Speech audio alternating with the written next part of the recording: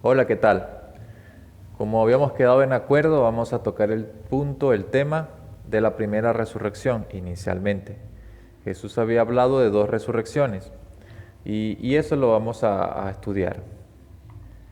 San Juan capítulo 5 versículo 28. No os asombréis de esto, porque llegará la hora cuando todos los que están en los sepulcros oirán su voz. Y los que hicieron lo bueno saldrán a resurrección de vida, pero los que hicieron lo malo a resurrección de condenación. Hay dos resurrecciones, el Señor Jesús lo dejó muy claro, así que tenemos que tomar lugar en lo que es la resurrección de vida. Esa es la que nos favorece, la que nos conviene. Antes de hablar de la resurrección, vamos a tocar un punto importante que fue la ascensión de Jesús. Todo esto está ligado, todo esto forma parte de un todo. Es decir, Jesús ha subido al cielo y tenemos que entender qué es lo que está haciendo. De ese modo, podemos estar más preparados para lo que es nuestro lugar y nuestra posición en este tiempo. Hechos capítulo 1, versículos desde el 7. Vamos a leer Hechos capítulo 1, leamos. Desde el 6. Entonces los que se habían reunido le preguntaron diciendo: Señor, ¿restaurarás el reino de Israel en este tiempo? Les dijo: no os toca a vosotros saber los tiempos o las ocasiones que el Padre puso en su sola potestad. Hay cosas que le pertenecen solo a Dios. Pero recibiréis poder cuando haya venido sobre vosotros el Espíritu Santo, y me seréis testigos en Jerusalén, en toda Judea, en Samaria y hasta lo último de la tierra. Antes de irse, Jesús le dejó una misión a sus discípulos, la misión de anunciar el Evangelio de Jesucristo, el Evangelio de Yeshua, del Mesías, al mundo entero. Inicialmente desde su pueblo Jerusalén y luego recorrer todas las ciudades, porque todos tienen derecho a conocer del Evangelio. Ahora, versículo 9. Habiendo dicho estas cosas, viéndolo ellos, fue alzado y lo recibió una nube que lo ocultó de sus ojos. Jesús fue alzado. Eso tuvo que haber sido una experiencia única para estos discípulos, porque hoy día pues quizás tenemos los efectos especiales. En aquel tiempo no habían esas cosas. Y ver cómo Jesús se iba elevando hasta que se perdió de vista fue algo que marcó a estas personas y lo que les dio aliento para seguir adelante en lo que era la predicación del Evangelio. Ahora, Jesús ascendió. Ahora veamos qué sucede cuando Jesús llega al cielo, porque Jesús ascendió al cielo. ¿Y el cielo dónde queda? Según Pablo, queda en el tercer cielo, en el paraíso de Dios. Leamos Salmos 24, allí nos hablan del recibimiento de Jesús en el cielo. ¿Qué ocurrió? ¿Cómo hicieron? Salmo 24, versículo 7. Alzad puertas vuestras cabezas, alzaos vosotras puertas eternas, y entrará el Rey de Gloria. ¿Quién es este Rey de Gloria? Jehová el fuerte y valiente, Jehová el poderoso en batalla. Alzad puertas vuestras cabezas, alzaos vosotras puertas eternas, y entrará el Rey de Gloria. ¿Quién es este Rey de Gloria? Es Jehová de los ejércitos, Él es el Rey de la Gloria. Ahora, yo te estoy diciendo que esta es la ascensión de Jesús y es el momento cuando Él entró al cielo. Y tú me dirás, estás equivocado, eso no se refiere a eso. Ahora, Jehová el Padre está en el cielo. No necesita que le armen una ceremonia de recibimiento porque Él ya está en el cielo. ¿Quién era el que estaba ascendiendo en el libro de Hechos? Jesús. Él mismo dio una vislumbre sobre esta situación cuando estaba hablando con Nicodemo. En el capítulo 3 de Juan, él dio una vislumbre sobre eso. Hablando con Nicodemo, le dijo: nadie subió al cielo sino el que descendió del cielo, el Hijo del Hombre que está en el cielo. Entonces, ¿quién ascendió? ¿Quién entró por las puertas eternas, que es el nombre que tienen las puertas del cielo? Jesús. ¿Y cómo se lo llama? Jehová de los ejércitos. Entonces quiere decir que cuando Jesús estuvo caminando en esta tierra, estuvo caminando fue Jehová de los ejércitos, como hombre. No fuimos lo suficientemente respetuosos con Él, le faltamos al respeto, y cada día, con nuestras acciones, le faltamos al respeto. porque Él vino a darnos un ejemplo de lo que significa ser un verdadero hombre, un verdadero hijo de Dios. Jesús ascendió al cielo a recibir un nombramiento. El libro de Hebreos nos habla sobre eso, porque Satanás iba al cielo a acusar al pueblo de Dios, acusaba. Ahora Jesús va al cielo y recibe un nombramiento. Según el libro de Hebreos, capítulo 4, versículos 14 al 16, dice lo siguiente: por lo tanto, teniendo un gran sumo sacerdote es el sacerdote principal que intercede entre Dios y su pueblo. Así está simbolizado por el ejemplo de Aarón en el tiempo del Antiguo Testamento, que traspasó los cielos. Por tanto, teniendo un gran sumo sacerdote que traspasó los cielos, Jesús, el Hijo de Dios, retengamos nuestra profesión. No tenemos un sumo sacerdote que no pueda compadecerse de nuestras debilidades, sino uno que fue tentado en todo según nuestra semejanza, pero sin pecado. Acerquémonos pues confiadamente al trono de la gracia para alcanzar misericordia y hallar gracia para el oportuno socorro. Es decir, Jesús fue a interceder por los suyos, por ellos fue. Él había dado una promesa y Él es sumo sacerdote. Juan capítulo 14 nos dice qué es lo que Él está haciendo ahora. San Juan capítulo 14 nos dice qué es lo que Él está haciendo ahora. Capítulo 14, versículo 1 al 3 dice: no se turbe vuestro corazón, estaba por morir, y le estaba avisando a sus discípulos: creéis en Dios, creed también en mí. En la casa de mi Padre, en el cielo donde Él está, muchas moradas hay. Moradas son casas, sí, casas. Si así no fuera, yo os lo hubiera dicho. Voy pues a preparar lugar para vosotros. Y si me voy y os preparo lugar, vendré otra vez y os tomaré a mí mismo, para que donde yo esté, vosotros también estéis. Jesús fue a preparar lugar en el cielo, una casa, una habitación, un apartamento, un townhouse, no sé. Lo que sí sé es que es mejor que cualquier cosa que esté aquí en la tierra, para su pueblo, para las personas que creen en Él. Sigamos adelante. Jesús no se va a quedar para siempre en el cielo. Él va a venir. Él va a venir. Apocalipsis capítulo 22, versículo 12 lo deja claro. Él no se va a quedar en el cielo solamente intercediendo. Después que Él termine su periodo de intercesión, Él lo describe así: vengo pronto. Vamos a leer el 11. El que es injusto, sea injusto todavía. El que es impuro, sea impuro todavía. El que es justo, practique todavía la justicia, y el que es santo, santifíquese más todavía. Vengo pronto, y mi galardón conmigo, para recompensar a cada uno según sea su obra. Él va a recompensar a los que se purifican y a los que no se purifican, a los que hacen obras justas y a los que no hacen obras justas. Él viene a hacer un juicio.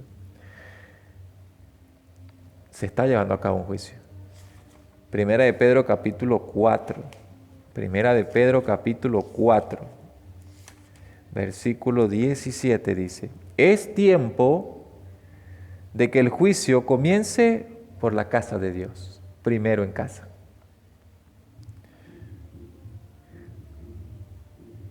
Por ello, y si primero comienza por nosotros, ¿cuál será el fin de aquellos que no obedecen el Evangelio de Dios?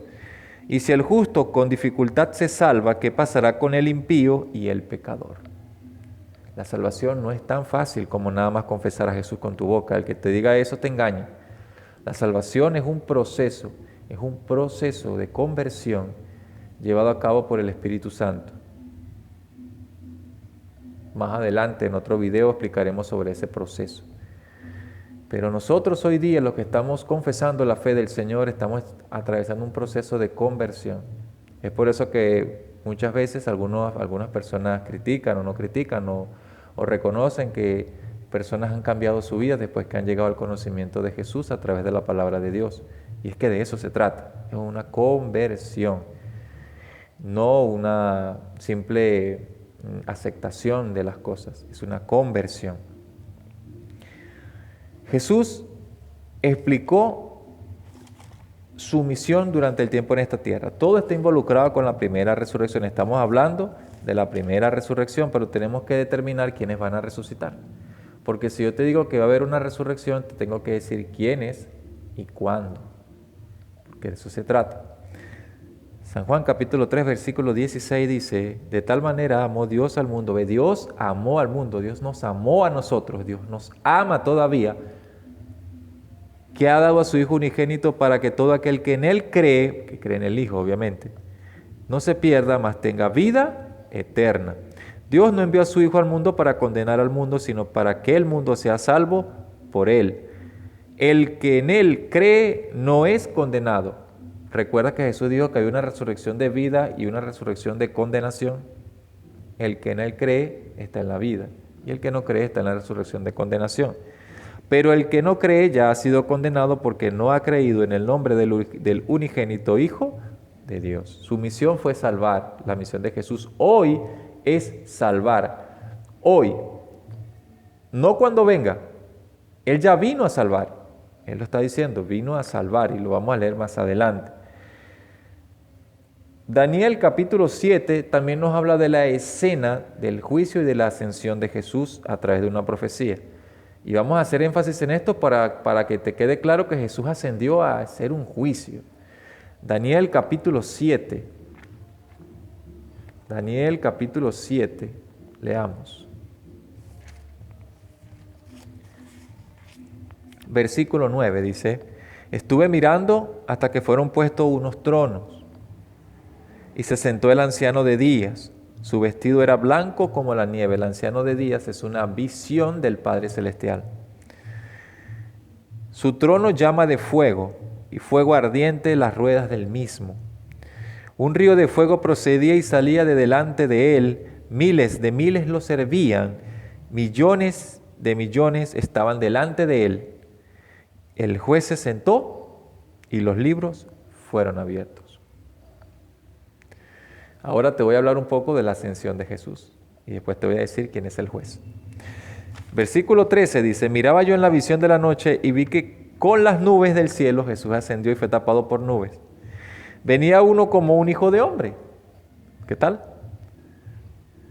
Vino hasta el anciano de días, Jesús fue a su padre y lo hicieron acercarse delante de él. Y le fue dado dominio, gloria y reino para que todos los pueblos, naciones y lenguas lo sirvieran. Su dominio es dominio eterno que nunca pasará y su reino uno que nunca será destruido. ¿Te estás dando cuenta que lo que te estoy diciendo es cónsono con toda la Escritura?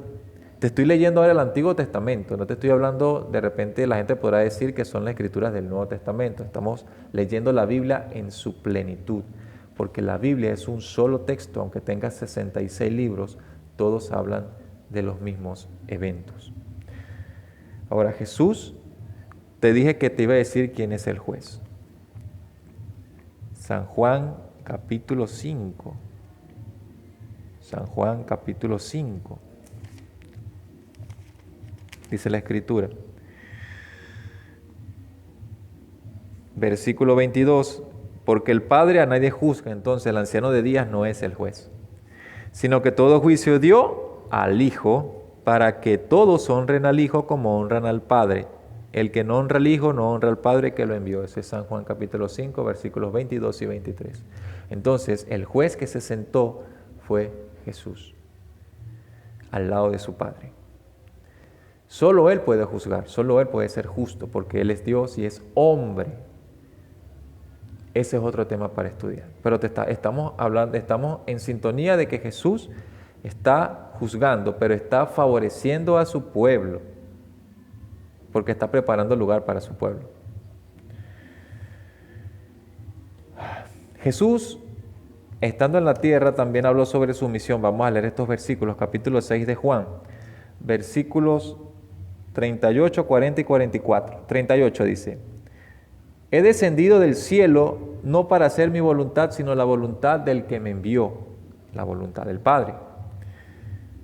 Versículo 40. Y esta es la voluntad del que me ha enviado, que todo aquel que ve al Hijo y cree en Él tenga vida eterna. Y yo lo resucitaré en el día final. ¿Te das cuenta que creer en Jesús está ligado a la resurrección en el día final, la resurrección de vida? Versículo 44. Nadie puede venir a mí si el Padre que me envió no lo atrae. Y yo lo resucitaré en el día final. Jesús es el que hace las resurrecciones. Él es el juez. Él está preparando tu lugar y el mío. Y Él es el que va a hacer el juicio, va a hacer que el juicio de Dios se lleve a cabo. Ahora, ¿cuándo ocurre esto? ¿Cuándo ocurre esta resurrección? Mateo capítulo 24. Mateo capítulo 24. Mateo capítulo 24, versículo 29, dice la Escritura.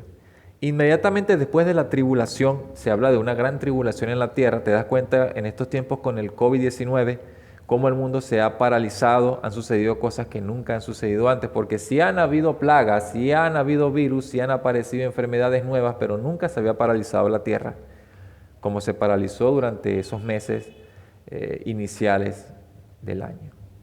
Cosas inéditas, la tierra respiró.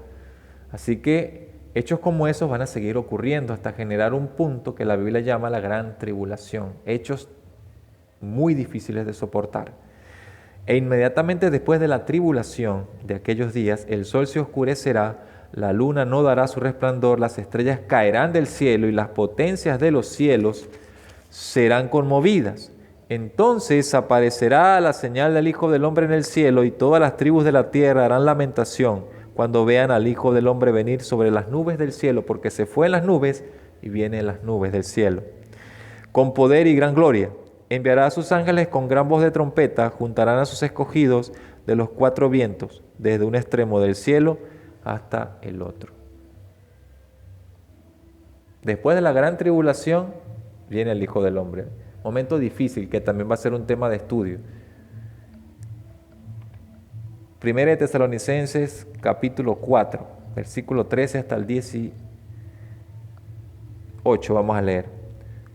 Tampoco queremos, hermanos, que ignoréis acerca de los que duermen, lo hemos leído anteriormente en la clase de la muerte, para que no os entristezcáis como los otros que no tienen esperanza. Si creemos que Jesús murió y resucitó, así traerá Dios con Jesús a los que durmieron en él para vida eterna. Por lo cual os decimos esto en palabra del Señor, que nosotros que vivimos, que habremos quedado hasta la venida del Señor, no precederemos a los que durmieron. El Señor mismo con voz de mando, con voz de arcángel y con trompeta de Dios descenderá del cielo. Entonces los muertos en Cristo resucitarán primero. Luego nosotros los que vivimos, es la misma primera resurrección, seremos arrebatados juntamente con ellos en las nubes para recibir al Señor en el aire. Y estaremos siempre con el Señor. Por tanto, alentaos unos a otros con estas palabras. Y me preguntarás, ¿y esa resurrección cómo es? Porque han muerto personas viejitas, han muerto criaturas infantes, han muerto fetos también, han habido abortos. No sabemos, no, la gente dirá, ¿y cómo resucitamos? La Biblia, si la buscamos con detalle y bajo la dirección del Espíritu Santo, que es lo primordial, en 1 Corintios capítulo 15 nos habla sobre los cuerpos con los que vamos a resucitar. 1 Corintios 15 leamos, aunque es muy largo, podríamos leer más, vamos a leer solamente este fragmento. Desde el 50 dice, por esto digo, hermanos, que la carne y la sangre no puede heredar el reino de Dios, ni la corrupción hereda la incorrupción. Os digo un misterio, no todos moriremos, pero todos seremos transformados, lo acabamos de leer en Tesalonicenses. En un momento, en un abrir y cerrar de ojos a la final trompeta, porque se tocará trompeta y los muertos serán resucitados incorruptibles. Y nosotros seremos transformados, pues es necesario que esto corruptible se vista de incorrupción y que esto mortal se vista de inmortalidad. Cuando esto corruptible se haya vestido de incorrupción, esto mortal se haya vestido de inmortalidad, entonces se cumplirá la palabra que está escrita, sorbida es la muerte en victoria.